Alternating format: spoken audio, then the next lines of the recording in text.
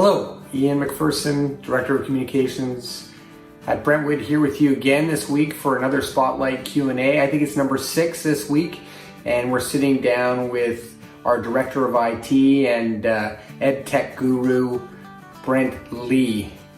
Brent, good to see you. Hi Ian, nice to see you. Hope to spend a moment here chatting about technology with the school and look forward to hearing some of your questions.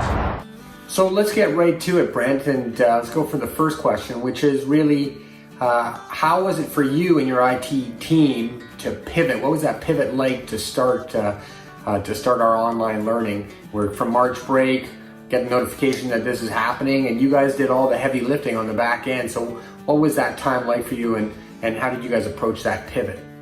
It's an interesting question, Ian. We looked at the kind of global landscape of technology out there and ranked Google Meet, Microsoft Teams, and Zoom as kind of platforms of choice for our environment.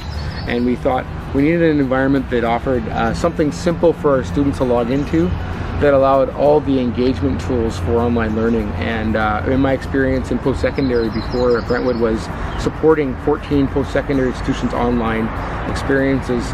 At that moment, we wanted tools that allowed screen sharing with both the students and the teachers, and Zoom was the right fit for the school, and we're glad we made that switch. Interestingly, schools since switching to Google or Microsoft Teams have slowly been adopting Zoom and switching from their platforms that they selected to the one that we're on now. We also spent quite a bit of time making sure that our computers that staff and faculty had in their hands before this pandemic kind of hit the school were up and ready for the challenge. We moved the IT team to my house. Basically, I've got a living room table full of laptops and iPads and cameras for any kind of breaks that happen while we're delivering this new experience online. Well, it was certainly an effective switch for those faculty members and for the rest of the school. What's another one of the questions that you get asked most in your role? One of the questions that I'm often asked the most is about what should I do with my son or daughter when they're not on their computer? And I will tell you this: we need them to be off their computer. We need them to be off their phone, their iPad, their BlackBerry, whatever they have as a technology.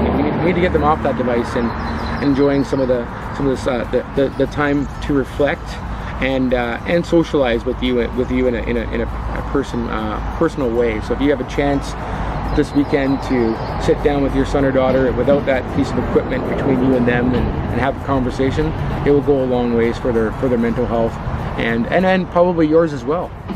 Okay, Brent, that's awesome. And yeah, I mean, it's all about Unplug. We heard about that from Andy last week in wellness as well. And know you as a technology professional really understand the impact that screen time can have.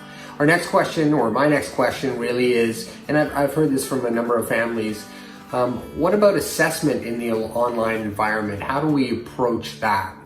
Most of the educators in our world today are using formative assessment to assess learning and moving away from that summative or kind of traditional testing environment.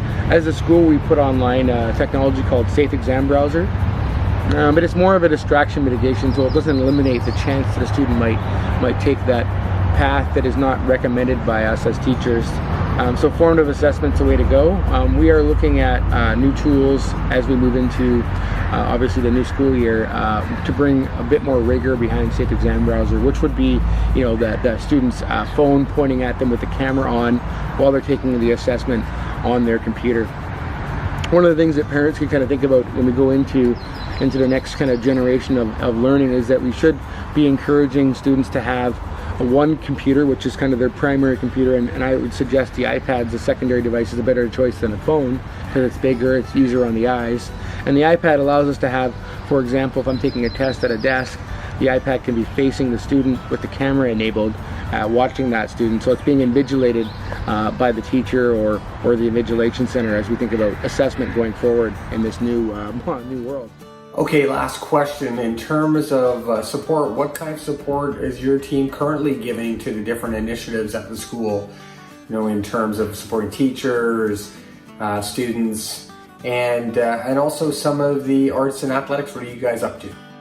My team also provides a support for the online environment with its own Zoom room. We see, upwards between 5 and 10 people joining the room per day, like we would in the regular office. Teachers will join the room and ask questions about delivering online experiences. Students will deliver the rooms with questions about the technology they're having, maybe some struggles with their computers or phones or iPads.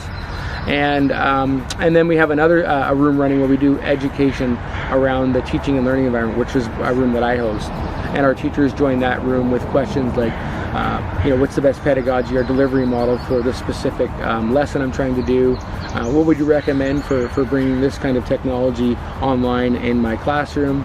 And we're also supporting the arts webinars and athletic webinars and the assemblies as they happen. So in our Thursday assemblies, you'll see that they look very much or feel, the hope is they feel like a regular assembly.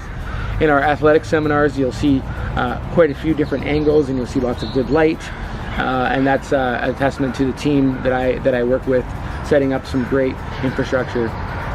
The other one is the arts webinars, which are a little different because you've got these different mediums of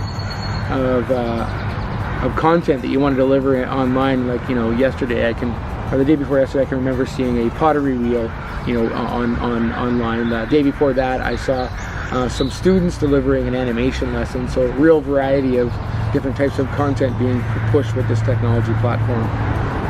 I'll close in saying, we're in a time where it's very fluid. That's the word that I hear often, and I'm watching our peers in the system, both nationally and provincially, daily. We're meeting and talking about new ways and new strategies with the teaching environment. I look forward to seeing you all online. I hope that you all have a chance to see one of our assemblies and engage in one of those athletic workouts. I know that I myself enjoy those as a break to my day. So Tuesdays and Thursdays, great time to join Ms. Sheck and Ms. Ostopovich in those fitness workouts. And remember that if you're not very good at painting like I am, or doing anything with an arts medium, as a parent, you can hop on those arts webinars and enjoy some of those experiences. And I know I have, and I hope that you all enjoy these different experiences, but at the same time, take the time to get off your device. Have a great weekend. Well, thank you, Brent. It was great to see you, and great to hear some of your insights. Wish everybody a restful weekend, and we'll see you next week. And thanks to Brent Lee for joining us for this Spotlight Q&A. Take care.